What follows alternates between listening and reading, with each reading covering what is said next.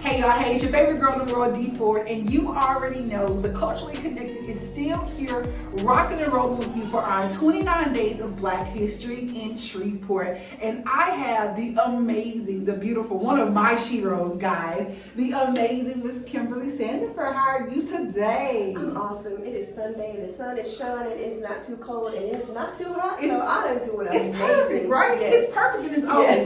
This good old Sunday in Black History Month. So, as I said, Kim, we are celebrating Black History Month. So I want to ask you first, what does Black history mean to you?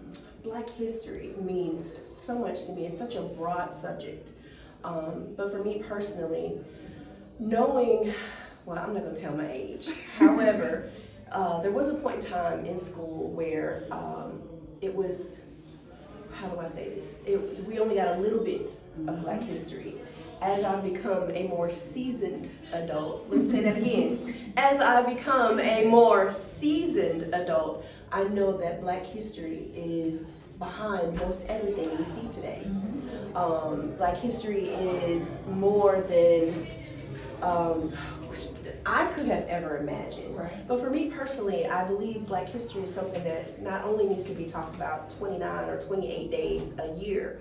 We need to consistently talk about this every day. Every single day. Not just for us, but for our children, our children's children, our great grandchildren need to know that we are the pioneers behind most everything that you see successful today. Lights, the brain surgeon. It's funny you said that because as a mom, you're a mom of kids, and Matthew, my baby boy, he is a questionnaire. He's gonna ask question. 12, 11, 13. He's 13. And so, but he was about 9 at the time, and he was like, we were sitting at a red light, and he was like, Ma, why does the yellow light on the red light mean yellow and the red light mean red? Why red don't mean slow down and yellow doesn't mean? And I was like, I don't know, Google it, right? And so when I told him to Google it, he literally went and Googled it, and then he found out the history of the stoplight. And he was so amazed at the fact that a Black man created it.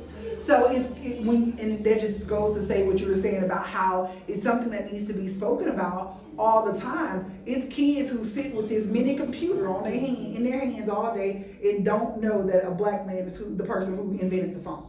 Right? So it is just so important that we continue to have those conversations, like you said, for the generations behind us. Is there a certain piece of history? Is there anything in Black history, anything in Black history for Shreveport? Is there any piece of Black history that really sticks out and it is special to you? There is definitely a lot of Black history that sticks out to me. It's just not one thing. Too many times when you sit down to write about what Black history means to you, of course, we do this often, right? It starts out as, okay, well, I'm just gonna make this a paragraph. Well, it turns into almost a book, y'all. Yes. A book, and that's no joke. I mean, a book, simply because there's so many things, that makes Black history Black history. There's so many people, so many situations. We just went through one with in 2020, not just COVID. I mean, everybody's talking about COVID, which COVID is still standing. You guys still wear a mask up, wash your hands, do all those good things. However, I think we were all afraid that racism was about to come back in full force. And that's another portion of history. So when we talk about Black history, there's not just one thing that sticks out. It's a collective of things that sticks out. But for me and my children and my grandchildren that we're raising in today's world, I want them to just always remember where it all began. Don't ever forget where you came from, where your people came from, and the struggles that they went through to bring us to where we are today. Quite often, I look at certain things through my seasoned eyes, and I'm like, man, I think people are forgetting the roads that were paved for us to be where we are today. When we see women out, just relaxed, and I'm saying relaxed in how they're wearing their clothes and hair. I remember a time, and I remember this not because I was born then, but I remember it because it was in all movies and where you know, you didn't send your kids out, and you know, unless their face was clean, their hair, you know, hair laid, and women went out on Sunday afternoon dressed like we're dressed right now, because that's where the word Sunday's best come from, because you had on the best clothes in your closet on a Sunday afternoon. So with that being said, I would just want people to remember, always remember Black history, always remember the people that paved the way for us to be to where we are today. We still got a long way to go. We have not arrived, so we have a ways to go. We have come a long way, so. Cool. So just another little part that I wanted to talk to about with Black history with you, because it's something that's near and dear to my heart, and it's something that we're a part of. We are part of an organization called NABFIM, and that's an organization, a nationwide organization for Black women in the business and entertainment and the film industry.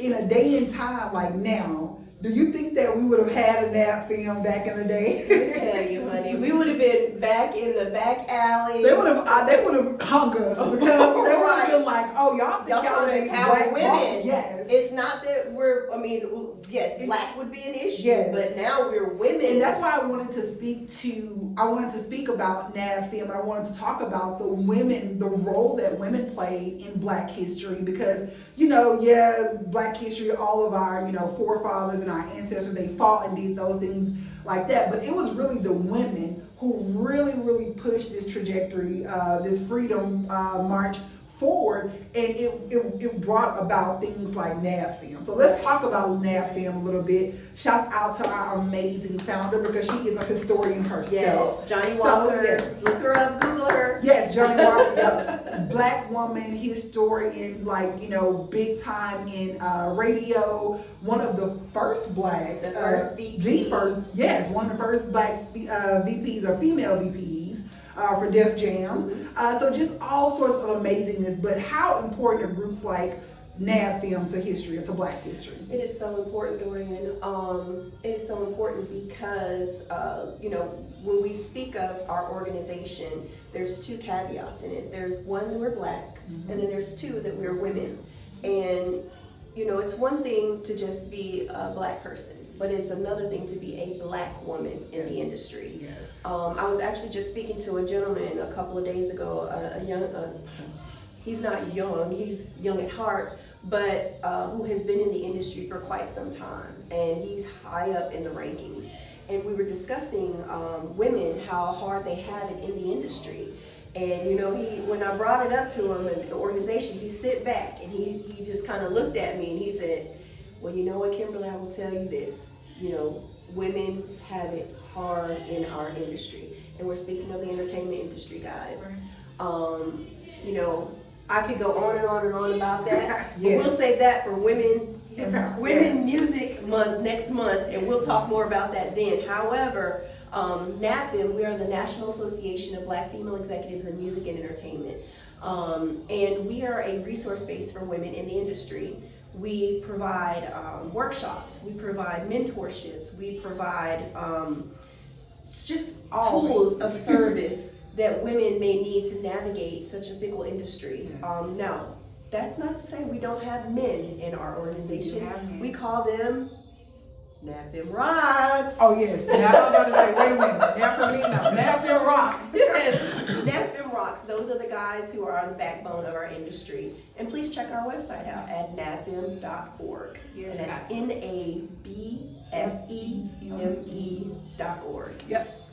So guys, from Black history in Shreveport to Black history globally, it is so very important, and especially for women, we play such a huge role in Black history. So we just wanted to come and sit. Definitely wanted to talk to Kim and get her information and get how important Black history is to her. Do you have any other piece of advice, anything else you would like to leave the people before we wrap up our interview?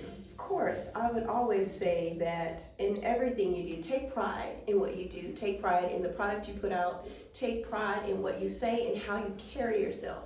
That is of an essence of what our ancestors and the people before us, those of them who paved the way for us, would like to see. So take pride in what you do. Yes.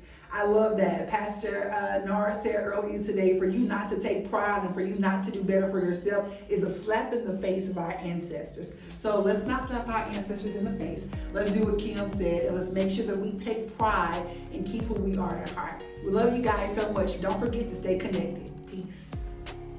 Hey y'all, hey, it's your favorite girl in the world, D4. And it's your boy T Vocals, man. Stay connected.